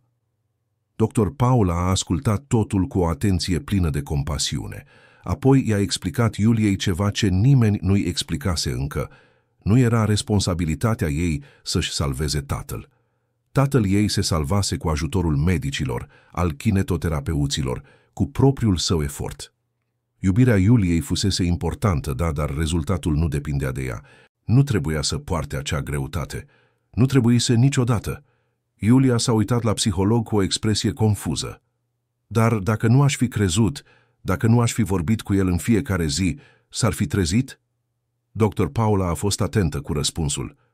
Cred că ai ajutat, Iulia. Cred că iubirea ta a făcut o diferență. Dar nu era treaba ta să te asiguri că el supraviețuiește. Asta era treaba medicilor și treaba propriului corp al tatălui tău. Tu ești un copil. Și copiii nu ar trebui să fie nevoiți să-și salveze părinții. Copiii ar trebui să poată fi copii. A fost ca și cum un baraj s-ar fi rupt. Iulia a plâns cum nu mai plânsese de la ziua accidentului. A plâns toată responsabilitatea pe care și-o pusese pe umeri, toată frica pe care o ascunsese, toată forța pe care se prefăcuse că o are, când, de fapt, era terifiată. Dr. Paula a lăsat-o să plângă, oferindu-i doar prezență și înțelegere. Ședințele au devenit parte din rutina Iuliei. De 2 ori pe săptămână după școală, Marina o ducea la cabinet. La început, Iulia se opunea. Spunea că e bine, că nu are nevoie de ajutor, dar Dr. Paula avea un mod de a o face să vadă că a căuta ajutor nu era o slăbiciune, ci curaj. Că a avea grijă de minte era la fel de important ca a avea grijă de corp. În paralel, Iulia a început un tratament cu medicamente ușoare pentru migrene și pentru a o ajuta cu anxietatea. Pediatrul și psihologul au lucrat împreună, monitorizând-o îndeaproape. În 2 săptămâni, simptomele fizice au început să scadă. Durerile de cap au devenit mai puțin frecvente. Amețelile s-au oprit. Slăbiciunea din picioare a dispărut. Corpul Iuliei, în sfârșit eliberat de greutatea emoțională, a început să funcționeze din nou normal. Dar adevărata vindecare avea loc în ședințele cu dr. Paula. Iulia a învățat să vorbească despre fricile ei. A învățat că nu era greșit să aibă sentimente dificile. A învățat tehnici pentru momentele când anxietatea revenea. Respirație, atenție conștientă, moduri de a-și calma mintea.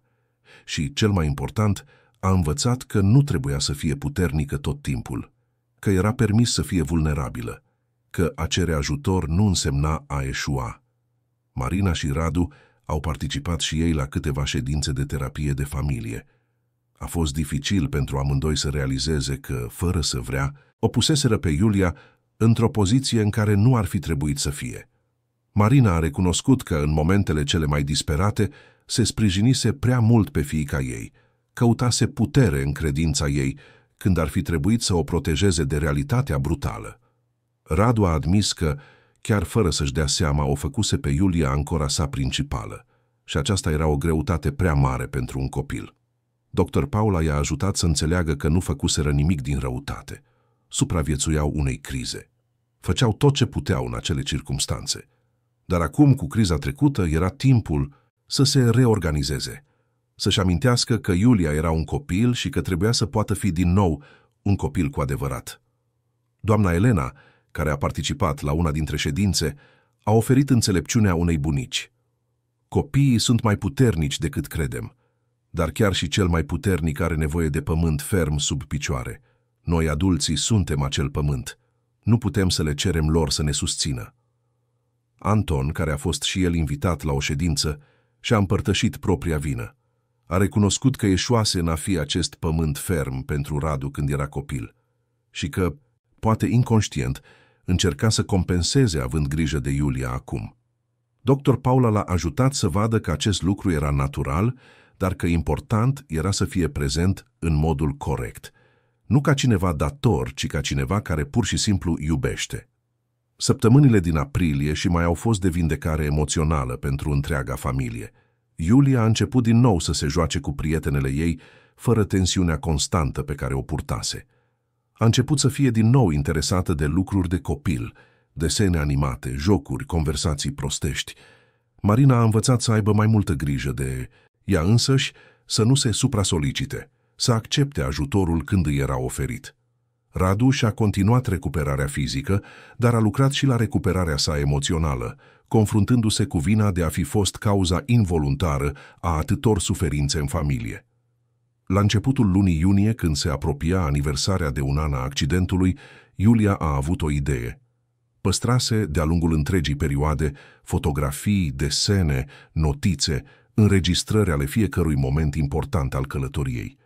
Avea fotografii ale afișului pe care îl făcuse, marcând realizările tatălui ei. Avea desene pe care îi le dăduse la spital. Avea bilețele pe care le scrisese. Avea chiar și câteva fotografii pe care asistentele și kinetoterapeuții le făcuseră în momente semnificative. Iulia a decis că voia să transforme totul într-un album, o înregistrare completă a călătoriei pe care o parcurseseră ca familie, nu doar a suferinței, ci mai ales a victoriilor, a modului în care înfruntaseră imposibilul și învinseseră împreună. Marina a ajutat-o. Au cumpărat un album mare, cu pagini groase. Timp de 2 săptămâni, Iulia a organizat totul cronologic. A pus fotografii de la spital din perioada de recuperare, de la primii pași ai tatălui ei, din ziua în care s-a întors la muncă. A scris legende pentru fiecare fotografie. A lipit desenele. A transcris fragmente din jurnalul pe care îl ținuse. A fost un proiect care i-a ocupat toate după amiezile, dar era hotărâtă să-l termine înainte de aniversarea de 1 an. În ultima zi de lucru la album, Iulia a scris un mesaj pe coperta interioară. Nu l-a arătat nimănui, a spus că e o surpriză. Marina i-a respectat dorința. dar a văzut că fiica ei plângea în timp ce scria, iar a plânge acum, după atâta terapie, nu mai era ceva îngrijorător, era doar emoție umană și sănătoasă. Ziua aniversării de 1 an a accidentului a căzut într-o marți, 23 iunie. Familia discutase dacă ar trebui să marcheze data și au decis că da, nu ca un prilej de jale, ci ca o sărbătoare. O sărbătoare a faptului că trecuseră prin cea mai întunecată vale și ieșiseră de cealaltă parte, împreună și întregi. Doamna Elena a pregătit un prânz special. Anton a adus un tort pe care îl comandase la o cofetărie. Au chemat-o pe Lucia, asistenta care fusese atât de importantă în zilele de la spital. Au chemat-o pe Ioana, kinetoterapeută. L-au chemat pe doctor Alexandrescu, care inițiase protocolul de stimulare. Au chemat-o pe doctor Paula, care o ajutase pe Iulia să se vindece emoțional. Era o sărbătoare mică, dar plină de semnificație. Când toți s-au adunat în sufragerie, Iulia a cerut atenție. Era emoționată, Marina putea vedea asta, dar era și hotărâtă. Fetița s-a dus în camera ei și s-a întors cu albumul împachetat în hârtie colorată. I l-a înmânat lui Radu. Radu l-a deschis încet, ca și cum i-ar fi fost frică că conținutul va dispărea dacă nu ar fi fost atent. Când a văzut prima pagină, a început să plângă. Era o fotografie cu el pe șantier, făcută cu câteva zile înainte de accident. Zâmbea cu casca galbenă pe cap, soarele puternic de martie luminându-i fața. Dedesubt, Iulia scrisese, înainte, când viața era simplă. Paginile următoare spuneau întreaga poveste, accidentul prin desenele pe care le făcuse Iulia, spitalul cu fotografii pe furiș pe care ceruse oamenilor să le facă, coma, reprezentată de o serie de bilețele pe care le lăsase pe noptiera tatălui ei, toate spunând, întoarce-te la mine. Protocolul de stimulare, cu fotografia ale Iuliei vorbind cu tatăl ei inconștient.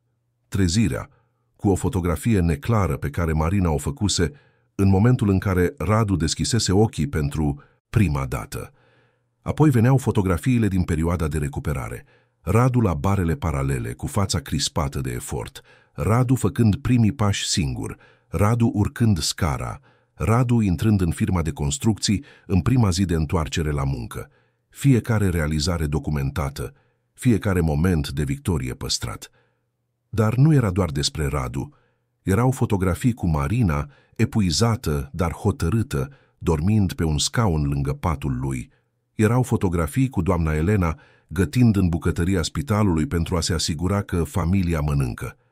Era o fotografie cu Anton, așezat în sala de așteptare, cu capul în mâini, o imagine de regret și speranță amestecate. Erau fotografii cu Lucia, mereu prezentă, mereu grijulie, cu Ioana, împingându-l pe Radu dincolo de limitele pe care credea că le are. Și erau fotografii cu Iulia. Iulia vorbind cu tatăl ei la spital. Iulia arătând afișul cu realizări. Iulia îmbrățișându-l pe tatăl ei când s-a trezit. Iulia alături de el la kinetoterapie. Iulia ținându-l de mână în timp ce făcea primii pași. Călătoria ei era și ea documentată. Radu întorcea paginile încet, plângând fără oprire. Marina plângea lângă el.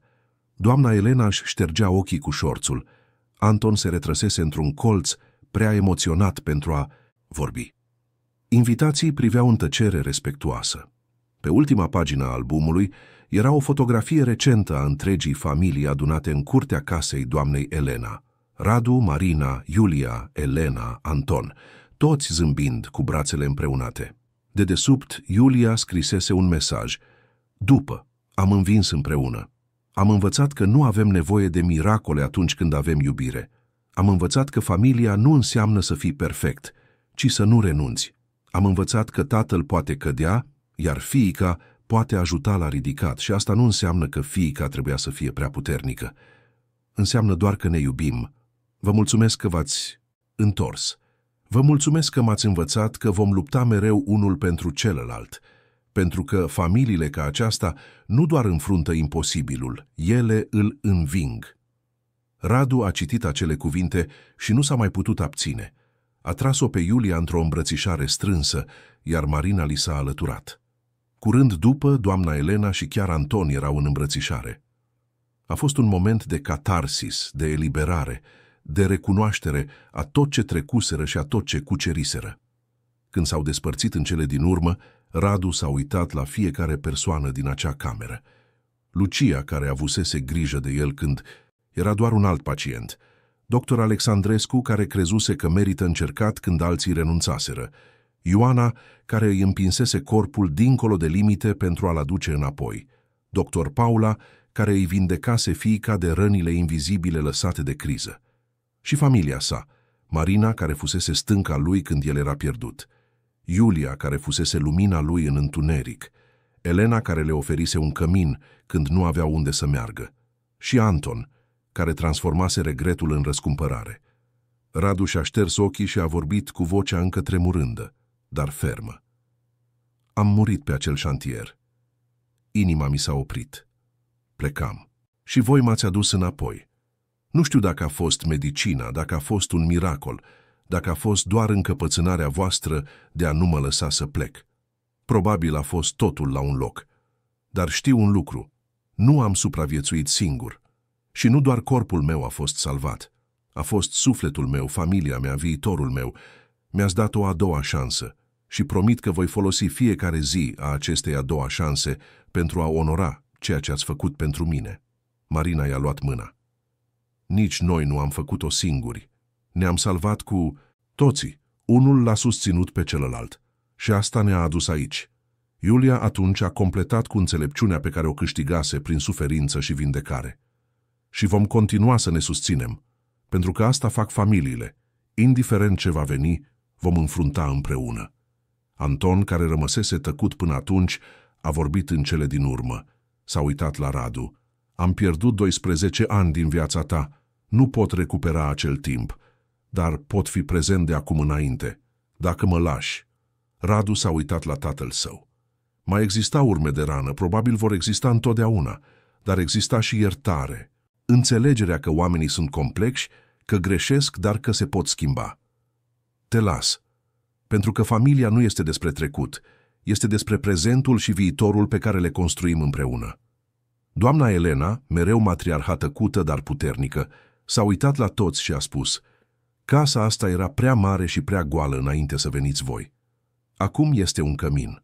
Și un cămin nu se măsoară în metri pătrați. Se măsoară în iubire, în prezență, în momente ca acesta. Prânzul care a urmat a fost vesel. Au conversat, au râs și au amintit momente din călătorie care acum, de la distanță, puteau fi revizitate fără atâta durere. Lucia a povestit întâmplări amuzante de la spital. Ioana a împărtășit secrete despre cum de fapt credea că Radu nu va mai merge niciodată, dar nu l-a lăsat niciodată să perceapă asta. Dr. Alexandrescu a vorbit despre articolul pe care îl publicase despre caz, care stârnea interes în comunitatea medicală cu privire la rolul sprijinului emoțional în recuperarea neurologică. Dr. Paula a lăudat-o pe Iulia pentru curajul ei de a căuta ajutor și de a face munca dificilă de vindecare emoțională. După amiaza, când invitații plecaseră, familia a rămas adunată în sufragerie. Albumul era deschis pe măsuța de cafea la ultima pagină, la fotografia cu toți împreună. Iulia era întinsă pe canapea, cu capul în poala Marinei, cu picioarele în poala tatălui ei. Doamna Elena croșeta într-un fotoliu, mișcarea ritmată a acelor, creând o melodie proprie. Anton juca domino singur la masa din sufragerie, o prezență liniștită și acceptată. Radu s-a uitat în jur și a simțit o recunoștință profundă. Nu recunoștință doar pentru că era în viață, ci recunoștință pentru călătorie. Pentru că acea călătorie îi transformase pe toți, le dezvăluise forțe pe care nu știau că le au, unise familia în moduri în care viața normală nu ar fi făcut-o niciodată. Îl adusese pe Anton înapoi, o învățase pe Iulia că era mai puternică decât își imagina, dar și că era permis să fie vulnerabilă.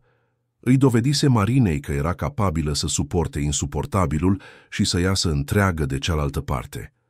Îi învățase pe toți că miracolele nu sunt evenimente magice care se întâmplă fără efort, ci rezultatul muncii grele, al credinței de neclintit și al refuzului absolut de a renunța. Iulia, pe jumătate adormită în poala mamei, a murmurat: "Tati, pot să te întreb ceva?" Radu i-a mângâiat picioarele. Sigur, iubirea mea. Îți amintești ceva din timpul în care erai în comă? De când vorbeam cu tine? Radu a rămas în tăcere pentru un moment. Era o întrebare la care evitase să răspundă până atunci, pentru că adevărul era complex. Nu mi-amintesc cuvinte specifice, nu mi-amintesc conversații, dar îmi amintesc de senzații, de căldură, de siguranță, de a ști, chiar fără să știu, că nu eram singur. Era ca și cum aș fi fost într-un loc foarte întunecat și foarte rece, dar aș fi simțit un fir subțire de lumină și căldură care mă trăgea înapoi. Cred că acel fir erai tu, Iulia a zâmbit, mulțumită. Deci a funcționat, știam eu. Marina a sărutat-o pe creștetul capului. A funcționat mereu, iubirea mea. A funcționat mereu. În acea seară, după ce Iulia adormise și casa era liniștită, Radu și Marina au stat pe veranda din față. Aerul era proaspăt, cerul plin de stele. Radu, care acum putea sta în picioare perioade lungi fără să obosească, a rămas acolo sprijinit de balustrada verandei, privind strada liniștită. Marina s-a apropiat, a stat lângă el. La ce te gândești? Radu a oftat. La cum s-a schimbat totul. Acum un an, urcam pe acel șantier gândindu-mă că mai lipsesc doar 6 luni până să avem suficienți bani pentru avansul la casă, gândindu-mă cum o să-i fac o petrecere surpriză de ziua ta, gândindu-mă la lucruri normale, cotidiene. Și apoi totul s-a schimbat într-o secundă. Marina a încuvințat. S-a schimbat, dar nu doar în rău. Radu s-a uitat la ea surprins. Nu doar în rău? Marina și-a ales cuvintele cu grijă. Evident, aș da orice ca acel accident să nu se fi întâmplat niciodată. Ca tu să nu fi suferit, ca Iulia să nu fi purtat acea greutate, ca eu să nu fi trăit acele luni de teroare. Dar s-a întâmplat și am trecut prin asta și în acest proces am descoperit lucruri. Am descoperit că suntem mai puternici decât credeam. Am descoperit că există oameni cărora le pasă mai mult decât ne imaginam. L-a adus pe tatăl tău înapoi. A învățat-o pe Iulia lecții despre reziliență și despre a cere ajutor care îi vor folosi toată viața. Ne-a învățat să nu luăm nimic de-a gata. Radu i-a luat mâna. Spui că a meritat? Marina a clătinat rapid din cap. Nu spun asta, dar spun că am transformat o tragedie în ceva care a avut și frumusețe. Pentru că am ales să facem asta. Puteam să renunțăm, puteam să ne destrămăm, dar am ales să luptăm. Și sunt recunoscătoare că te am aici, chiar dacă ești diferit față de cum erai, chiar dacă drumul a fost cel mai greu din viața noastră. Radu a îmbrățișat-o. Și eu sunt recunoscător. Pentru tine, pentru Iulia, pentru toți. Și promit că voi profita de fiecare zi care mi-a fost dată înapoi. Au rămas acolo încă un timp, îmbrățișați sub stele, 2 supraviețuitori ai unei furtuni, care aproape i-a distrus, dar care, în final, doar a dezvăluit cât de indestructibili erau când erau împreună. În săptămâna următoare, Radu și Marina au început să caute o casă. Nu o casă mare sau luxoasă, ci ceva care să fie al lor. Cu ajutorul financiar pe care îl oferise Anton prin vânzarea apartamentului, plus banii pe care începuseră să-i strângă din nou de când Radu se întorsese la muncă, plus un mic împrumut de la bancă, ar fi reușit. Nu ar fi fost casa cu curte mare pe care o visaseră inițial. Ar fi fost mai mică, mai simplă. Dar ar fi fost a lor. Iulia, când a aflat, a fost entuziasmată. Îi plăcuse să locuiască cu bunica Elena, dar ideea de a avea o casă care era doar a familiei ei era incitantă. A început să facă planuri despre cum va fi camera ei, ce culoare vor vopsi pereții, unde vor pune albumul pe care îl făcuse. Au găsit o casă în august, în cartierul Pantelimon, nu foarte departe de casa doamnei Elena. Era o casă la parter, așa cum trebuia să fie din cauza limitărilor fizice ale lui Radu, cu 2 camere, o sufragerie mică, bucătărie și o curticică în spate, în care abia încăpea un grătar, dar care pentru ei era perfectă. Avea nevoie de renovări, dar nimic ce nu puteau face treptat. Mutarea a avut loc în septembrie. A fost un proces vesel și haotic. Anton a ajutat cu totul, cărând cutii, montând mobilă. Doamna Elena a adus câteva lucruri de la ea de acasă, pe care știa că familia le va avea nevoie. Vecini noi, aflând povestea din ziarul local care publicase articolul cu luni în urmă, au apărut să ajute. În prima zi în casa nouă, după ce totul era organizat la minimum, familia s-a așezat pe podeaua sufrageriei goale. Iulia s-a uitat în jur cu un zâmbet imens. "E mică, dar e a noastră." Radu a râs. "E perfectă tocmai pentru că e a noastră." Marina a fost de acord. "Vom face multe amintiri aici." Și au făcut. În lunile care au urmat, acea casă mică din Pantelimon s-a umplut de viață, de râsete, de cine în familie, de discuții prostești despre cine va spăla vasele, de seri de film în sufragerie, de după amiezi cu Iulia, făcându-și temele la masa din bucătărie, în timp ce Radu o ajuta la matematică. Viață normală, cotidiană, prețioasă tocmai prin normalitatea ei.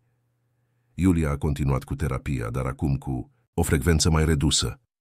Dr. Paula a spus că făcuse o treabă excelentă și că era gata să meargă mai departe, știind că, dacă va avea nevoie, se putea întoarce oricând. Fetița se maturizase de-a lungul întregului proces. Nu-și pierduse capacitatea de a fi copil, dar câștigase o profunzime emoțională rară pentru vârsta ei. Știa să vorbească despre sentimentele ei, știa să ceară ajutor, știa să recunoască când se supra-solicita. Erau instrumente care îi vor servi pentru tot restul vieții. Radu a continuat la firma de construcții, dovedind în fiecare zi că avea valoare dincolo de forța fizică. Domnul Vasile spunea frecvent că a fost una dintre cele mai bune decizii pe care le luase, să-l aducă la birou.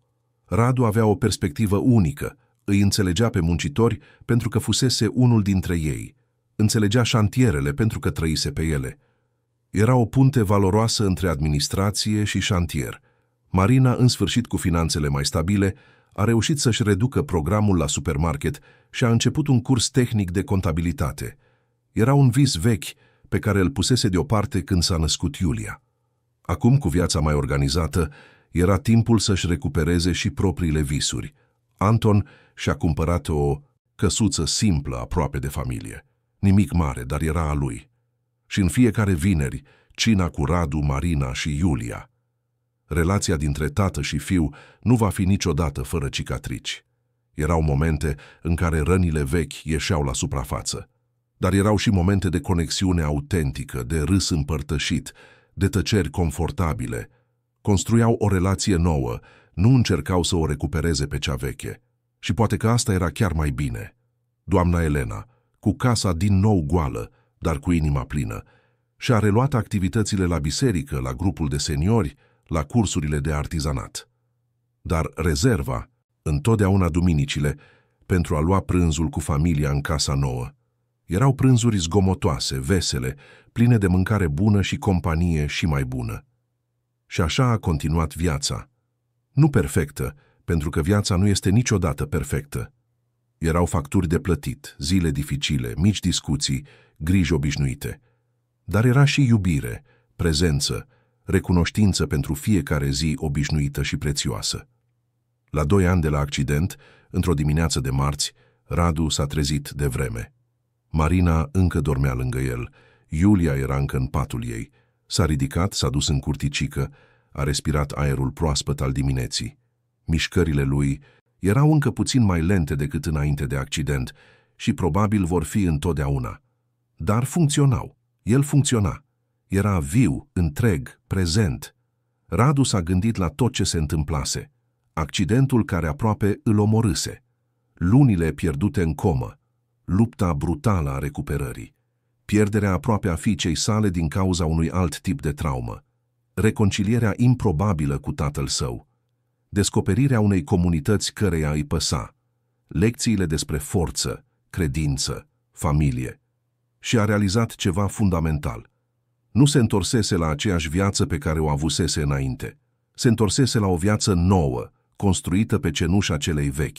Și această viață nouă, cu toate imperfecțiunile și cicatricile ei, era mai bogată, mai profundă, mai plină de sens. Radu s-a uitat la cerul care începea să se lumineze, primele raze ale zilei colorând norii în roz și auriu, și a șoptit o rugăciune de mulțumire. Nu pentru că nu murise pe acel șantier, deși era recunoscător și pentru asta, ci pentru tot ce a urmat, pentru călătoria pe care o parcursese familia sa, pentru oamenii pe care îi întâlniseră pe drum, pentru lecțiile pe care le învățaseră, pentru că în final poate cea mai mare lecție dintre toate era aceasta. Viața nu se măsoară prin momentele perfecte, ci prin modul în care răspundem la momentele imperfecte. Nu se măsoară prin a nu cădea niciodată, ci prin de câte ori ne ridicăm. Nu se măsoară prin a nu simți niciodată frică, ci prin a avea curaj în ciuda fricii. Și nu se măsoară prin a fi singur, ci prin a construi o rețea de iubire suficient de puternică pentru a ne susține când cădem. Radu s-a întors în casă, s-a așezat din nou lângă Marina, care s-a cuibărit la pieptul lui încă dormind. În câteva ore Iulia se va trezi, va alerga, în bucătărie vorbind deja fără oprire, așa cum obișnuia. Vor lua micul dejun împreună. El va pleca la muncă, Marina la curs, Iulia la școală. Încă o zi obișnuită, cotidiană, absolut prețioasă. Și la sfârșitul acelei zile, când toți se vor reuni din nou acasă, vor împărtăși micile victorii și frustrări zilnice. Pentru că asta făceau familiile, nu doar în momentele de criză, ci mai ales în momentele obișnuite. Rămâneau unite, se susțineau, se iubeau. Pentru că familiile ca aceasta, care au înfruntat imposibilul și au învins, știu că nu este vorba doar despre a supraviețui furtunilor. Este despre a învăța să dansezi în ploaie. Este despre a transforma cicatricile în forță. Este despre a construi ceva frumos din ruine. Este despre a nu renunța niciodată, dar niciodată, unii la alții. Vom lupta mereu unul pentru celălalt. Această frază pe care o spusese Iulia în acea zi, cu un an în urmă, devenise mantra familiei. Nu era doar o frază frumoasă. Era o promisiune, o alegere reînnoită în fiecare zi, un adevăr testat prin foc și dovedit de neclintit. Soarele a răsărit complet, luminând casa mică din Pantelimon.